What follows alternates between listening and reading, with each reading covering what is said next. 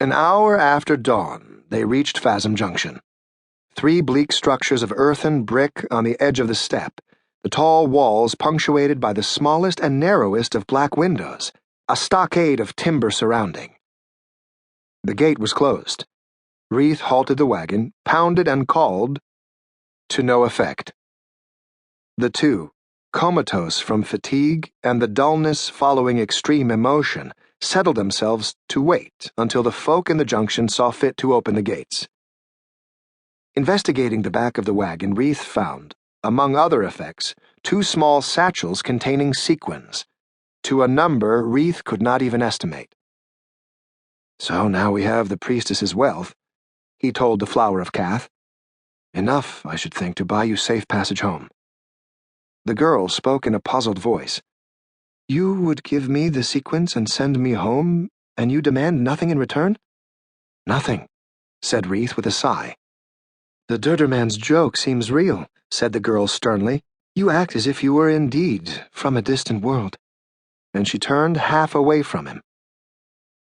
Reith looked off across the steppe, smiling somewhat sadly.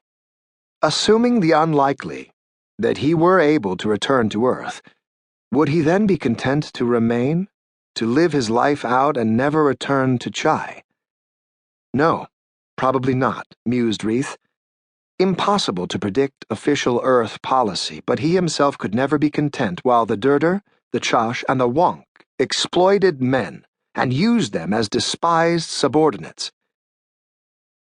The situation was a personal affront. Somewhat absently, he asked Linlan, "What do your people think of the Dirdir men, the Chashmen, the others?" She frowned in perplexity and seemed, for some reason obscure to Reith, annoyed. "What is there to think? They exist. When they do not disturb us, we ignore them. Why do you speak of Dirdir men? We were speaking of you and me."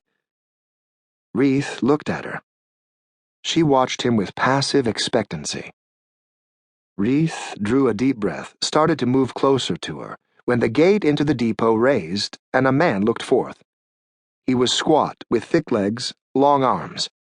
His face was big-nosed and askew, with skin and hair the color of lead, evidently a gray.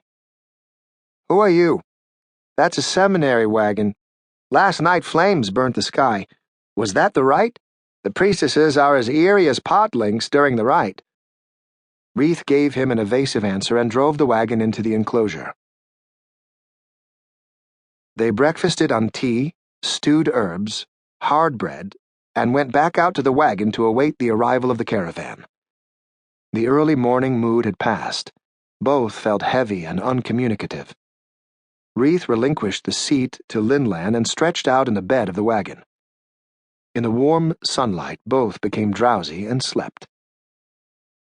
At noon, the caravan was sighted, a heaving line of gray and black. The surviving Elanth scout and a scowling, round-faced youth promoted to the position from gunner arrived at the junction first, then, wheeling their leap horses, bounded back to the caravan. The tall wagons drawn by soft-footed beasts arrived, the drivers hunched in voluminous cloaks, faces thin under long-billed hats. Then came barracks wagons with passengers sitting in the openings to their cubicles. Traz greeted Reith with obvious pleasure. Anacho the Dirdir man gave an airy flutter of the fingers which might have meant anything. "We were sure that you had been kidnapped or killed," Traz told Reith. "We searched the hills. We went out on the steppe, but found nothing.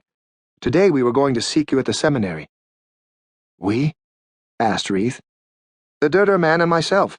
He's not such a bad sort as one might think." "The seminary no longer exists," said Reith.